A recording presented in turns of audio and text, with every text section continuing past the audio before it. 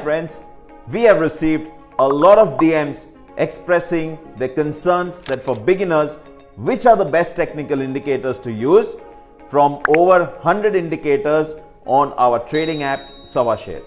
So let me help you out with the top 3 simple and easy to use indicators for anyone wanting to learn and trade with confidence.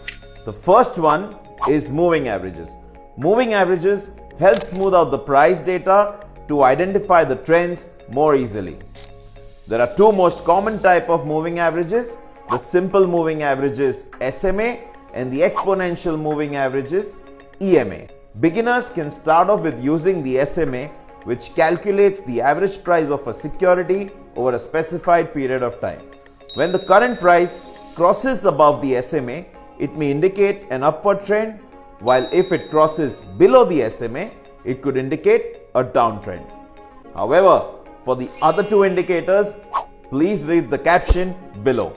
If you want us to make a detailed video on any of these indicators, comment the name of the indicator in the comment section below.